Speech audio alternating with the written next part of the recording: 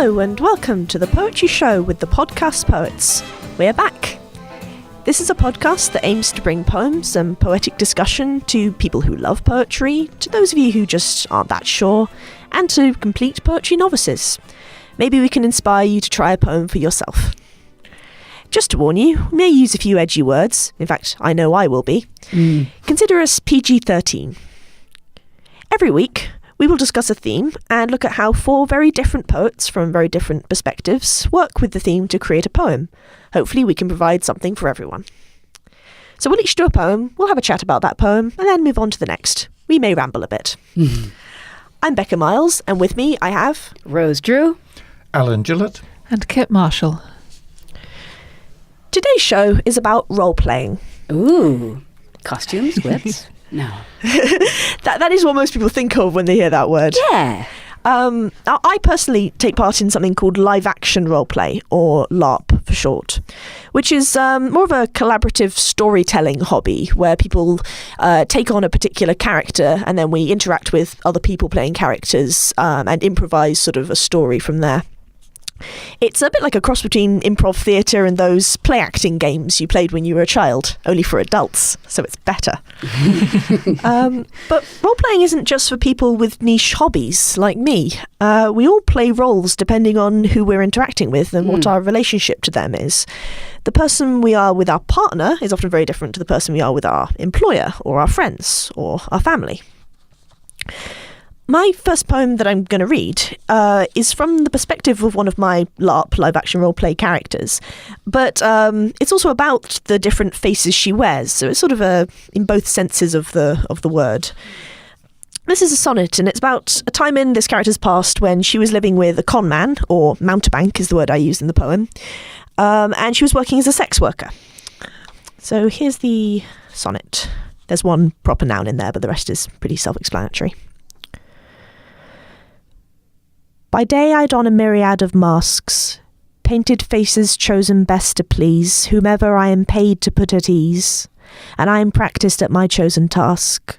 For some I am like ale from the cask, for others I'm a wine from overseas.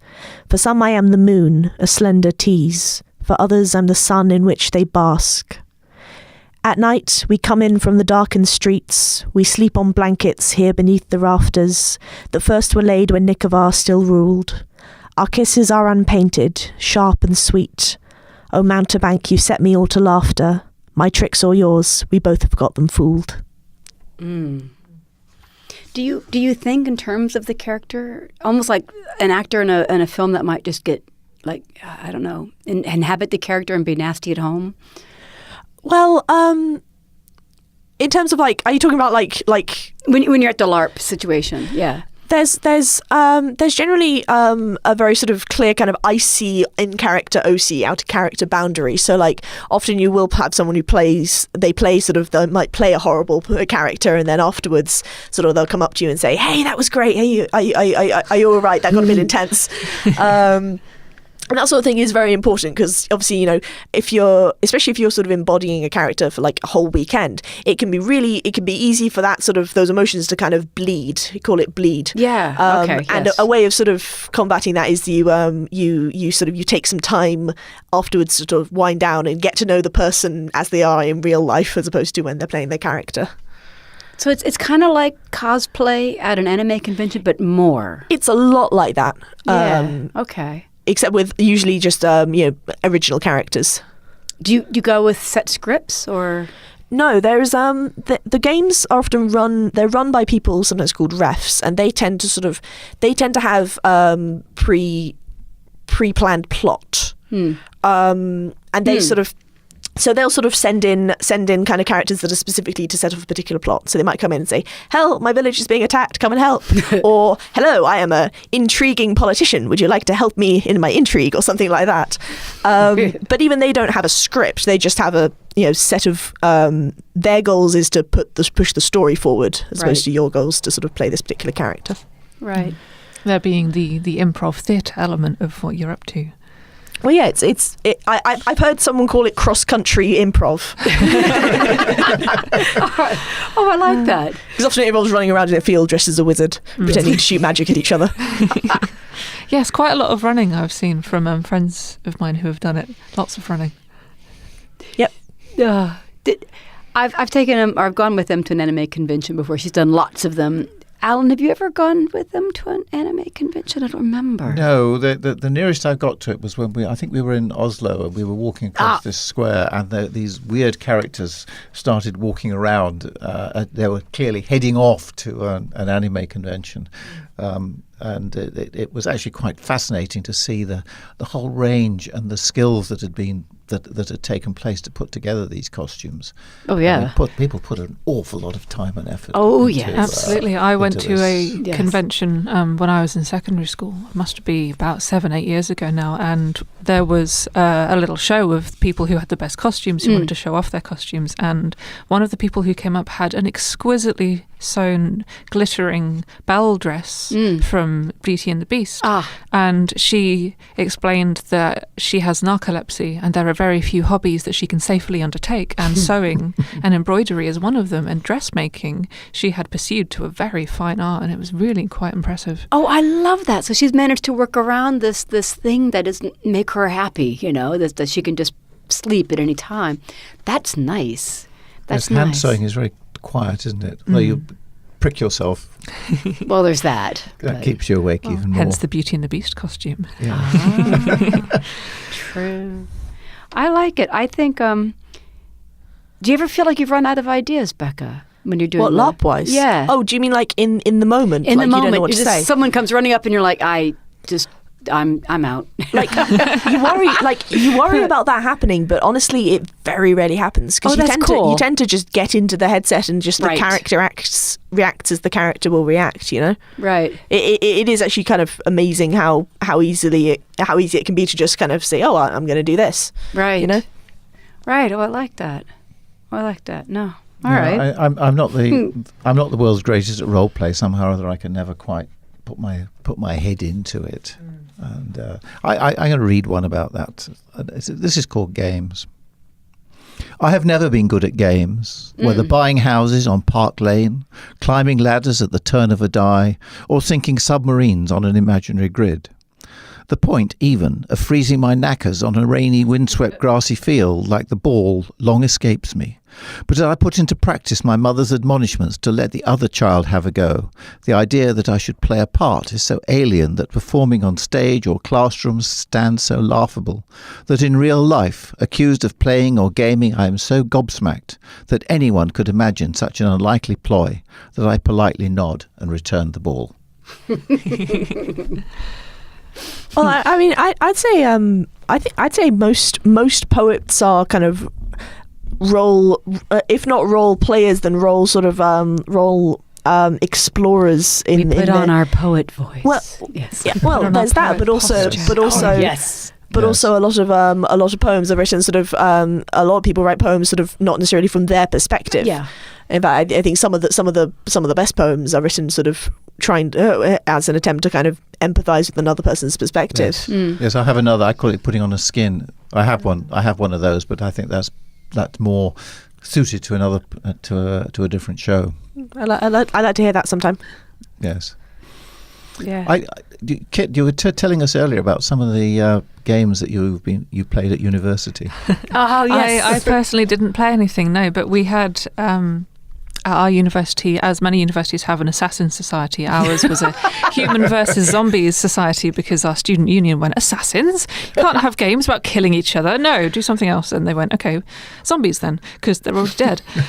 And it's, for me, the standout thing, not being a participant myself, was going about my everyday business, and then you just come across someone who was, dressed to the nines in camo, 2 Nerf guns in either hand, bandana around his forehead, proclaiming him human still, thankfully, and just chancing across this person who was leading a completely different life to me in that moment, who was completely absorbed in the game. I might be waiting for a friend outside a bar, and I'll see, is that Josh? There he go. Why is he running? And he's of course being chased by his housemate who's a zombie at the moment. And it's like, okay, we'll expect Josh in about 5 minutes then. Well, it's a similar kind of immersion in a whole sort of it's a similar kind of escapism that sort of you see in sort of some first person shooters, especially kind of ones that are specifically kind of called RPGs in the sense that you build, role-playing games, you build a particular character. So I'm thinking of Fallout and stuff like that. And you decide what kind of character you're playing, you decide what choices you do, and you also are looking through their eyes, so you're sort of immersed in that role. And like the whole, and Hazsock seems kind of to have a similar kind of thing, because you get to kind of experience that kind of adrenaline sort of that you wouldn't experience in everyday life. The difference being, of course, that you don't really have to commit to a character in that situation, although that's perfectly allowed.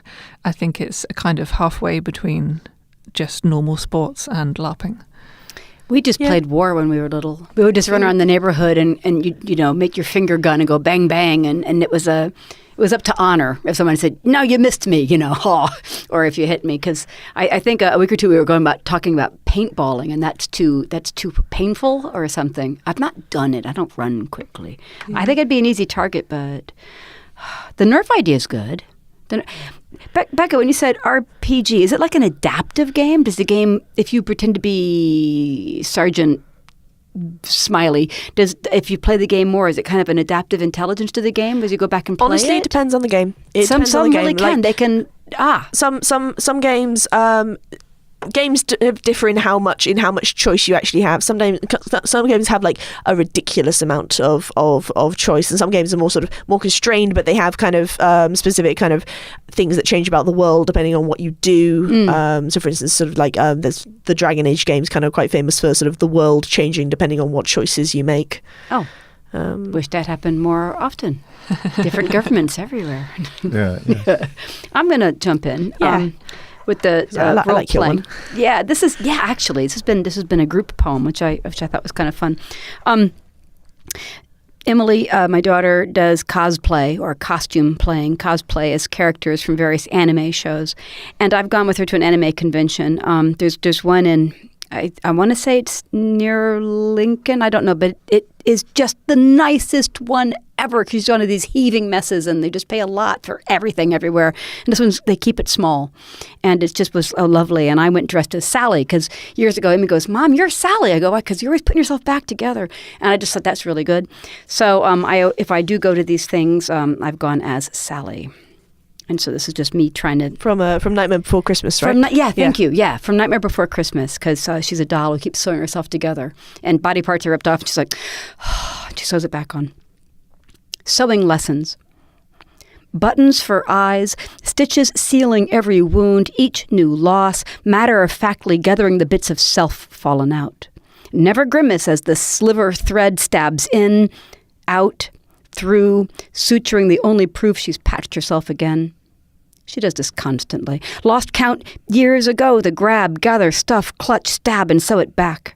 Jagged tracks the only scar. You'd never know to look at her how many times she's shattered. No matter. The needle's there at hand, if there's a hand. A ready thread through eye, the sharp end set to prick the skin, resew the flesh, maybe add a dash of color to the dress. Why not? Goodwill to SPCA, Heart Foundation to Poundland. The cheap shirts and changeable skirts become a pocket monster, transformed truck, Titan attacker, Death Note rider, descendant of Halloween Town. All ready for the stitch, the paint, fake fur and perfect shoes. Off to stand in line for the voice actor's sign on a flimsy photo. But she is Sally, for honest real, her needle tucked within her dress, a ready thread. A guard against the heartbreak and tattered dreams. The patching never hurts. Not much. So it was a newish poem. I'm always Sally. I adore that.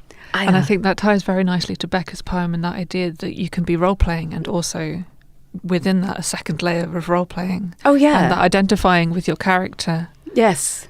Yeah, we went to Disney World a long time ago, and as you know, every ride spits you out into the shop to buy things. And there was a Sally doll, and it was really good. And I'm sitting there going, I should have this. This is me. She's like, Mom, buy it. And I was like, too much stuff. This is 15 years ago. I was like, peak stuff. No. And I didn't. But now they've reissued the Sally doll, and she's cheerful and smiling, and her dress is colorful. I went, what? Because she looked tatty and grim, and it was really good. It looked more like the character from The Nightmare Before Christmas. So we probably should have, but then it would have been more stuff.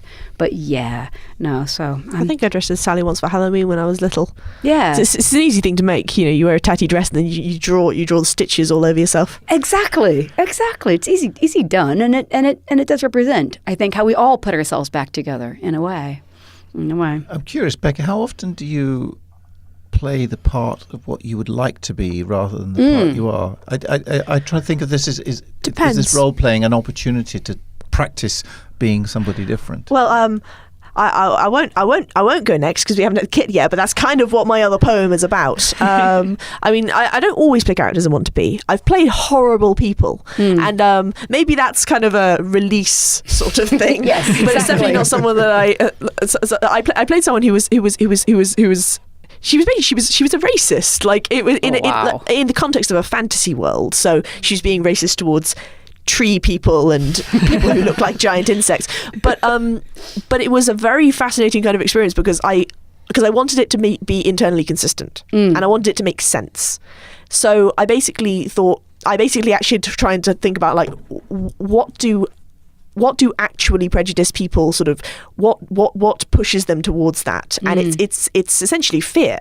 So I was playing this character who was essentially afraid of the degradation of her society. It's actually really similar to some of the things the alt-right say, but they can be fascinating sort of experiences of like empathy even with like horrible people. But yeah, sometimes I play the people I want to be.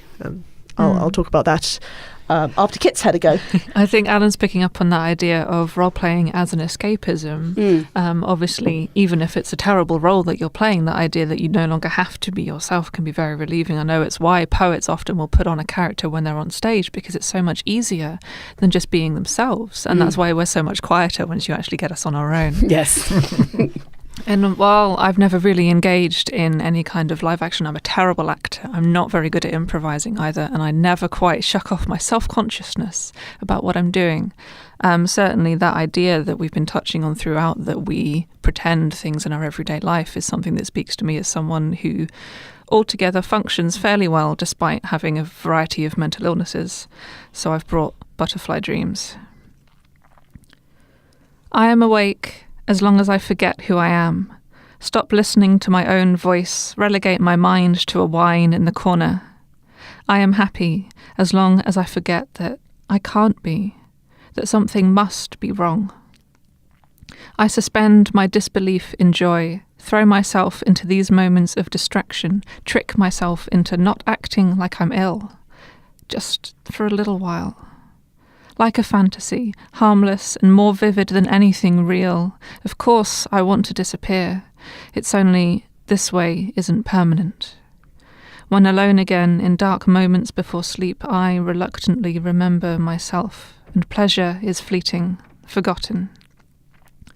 They say, what if life is what we do between dreaming?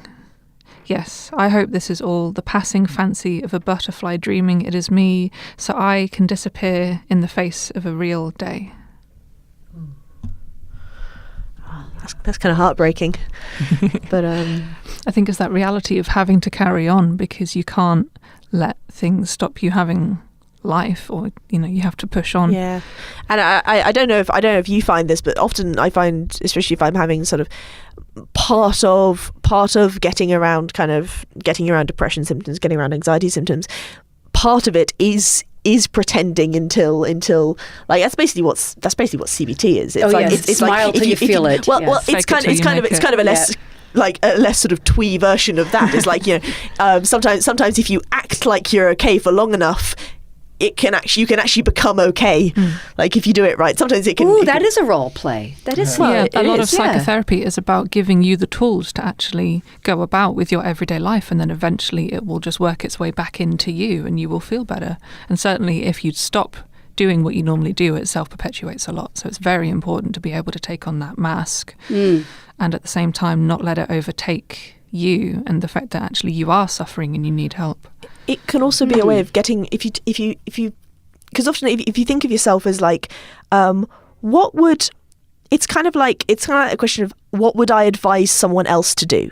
Like if you're in the middle of you're full of anxiety, you're full of worries, you're all winding yourself up, it can help to sort of step outside yourself and see, if I was looking at someone from the outside and they were in this situation, what would I advise them to do? Oh, that's good. And it's that ability to look at yourself from a distance, which I think book, and it is a form of role playing because it's acting like you are someone else. Yes, isn't it? Because I was beginning to think about issues of role play in real life. I mean, I know that one of the things that my father hated to do ever was to fire people. Oh. And you have to put yourself into a particular frame of mind. You have to turn yourself into somebody horrible because you're looking somebody in the eye and saying, we have to let you go. We can't, and that's extraordinarily difficult to do. I mean, I know there are some people who are, quite frankly, not very nice who relish this. But for most people, the reality is telling someone that they don't have a job anymore, knowing that they've got a family to support, knowing all of this is an extraordinarily difficult and heart-wrenching thing to do. What did he do to gear himself up? I don't know. I mean, went and kicked someone's cat. No, I don't know.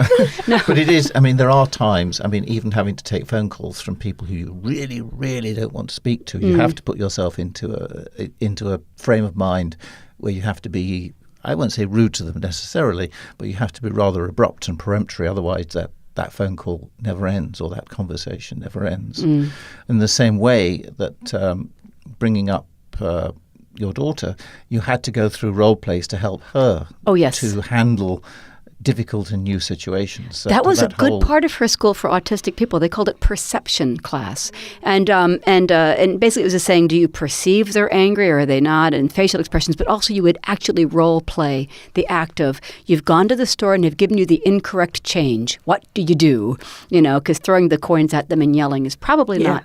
It is briefly satisfying, I'm sure, but I'm looking at this also from an autistic perspective, and I can without reservation say that my social skills have improved since I started LARP, because sort of it can kind of be like a practice scenario where you're exploring sort of kind of situations of essentially conflict, but it's conflict with a safety net, which is that afterwards you go out and you have a drink together and you're all still friends. And that's that kind of situation, while not through LARPing, has been incredibly helpful for me for anxiety reasons as well, and teaching you to deal with that conflict without stakes. Right. I think it's hugely important. Yeah. Well, then you got to pick up being the zombie, the human thing. Do you find people help you talk about sort of what happened afterwards to say, how could you have done it better or different? So LARPers are people, so we all have different sort of degrees to which we're good at this. I've known some people who sort of don't quite get how to talk to someone afterwards, how to sort of give you the room to say, actually I wasn't comfortable with that if you weren't.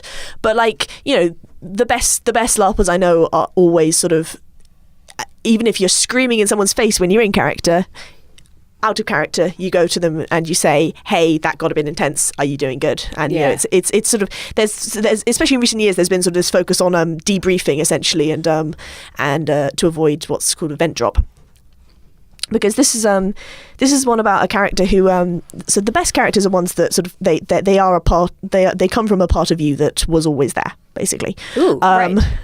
In my experience, because then they stay with you afterwards. And this is one character who stayed with me afterwards, and she helped me express a bit of myself that I didn't know existed, but I'm very glad now does. It's called Poem for a Fictional Person. The eyes existed first, then the life behind. A village, a river, spitting, a rusting, rotting, hiding spot. A rope swing, swaying, fraying, stinging, clinging fingers. A face and its scars, twisted and gnarled, a child inside a hollowed-out oak, battered, unbroken, growing and sowing and soaking the earth with your cursing, your crudeness, your rudeness, your rawness, your flaws and your foulness. Your mouth I could wrap around fuck, around shit, where the sound of it fit. The voice of a bitch who knew how to bark, no simpering lapdog sipping on sympathy, yapping and snapping while wolves writhe within her. And here you are. I have been through the ringer, and sometimes I cry for the childhood it choked from me. The seeds of these weeds weren't planted by me, but it's still my job to pull them. More than a story, a voice that remained. To remind me how far we are from that village. To help me to hold to the bounds I have beaten. To point out the poisons that paralyze, kicking within till I spit out that pity. And for this, though I'm sorry for the things I put you through, I thank you each and every time that you let me be you. Oh, I love that. You didn't put the weeds there, but you still have to pull them. Very visual. Well, this was a character who'd suffered like profoundly, and yet had this very practical, like, well, I've got to keep going because I've got a farm to run. I can't if I don't look after this land, no one else is going to do it. Yeah. And she's the person I tap into when I need to be just practical and to get things done. And do you find that cathartic? Because certainly when I do dramatic monologues, I'm taking on a character and often expressing a feeling that I would never dare express to people who I may want to target with it in my everyday life. And it's incredibly relieving to be able to say that. Do you find that? Definitely. I mean, that character was one that I could scream and swear at and swear as, Ooh, and then she'd get on with it. That was the important bit. Yeah, I was going to say, it just sounds as if you're actually having a dialogue with your own characters. Kind of, yeah. Yes, it's interesting.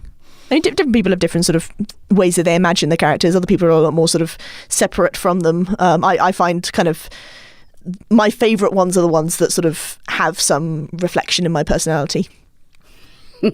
Well, unless you have any more burning questions about my strange hobby. I love it. Strange. No, I love it. I think it'd be great. I want to be a dragon slayer you should come along Yes. sometime. Yes. Yes. I'm always Rose is trying terrorizing to York, convince people to slaying come along. dragons. Yes, I know. I'm tempted now. But anyway, I think that's possibly all we have time for. You too can get involved with the Poetry Podcast by sending us ideas for themes or topics you'd love to hear us discuss. Come back next time when we might be discussing whether it's appropriate to use Rhyme Zone when writing poetry. I used it for that sonnet a lot. We've been The Poetry Show, and we're the Podcast Poets. Tweet to us on Twitter @podcastpoets, email us at podcast@podpoets.com. You can find us on iTunes and give us reviews and ratings. Please, we'll love you forever if you do. This has been The Poetry Show, produced and edited by Adam Taglietti as a production of Eden Agency.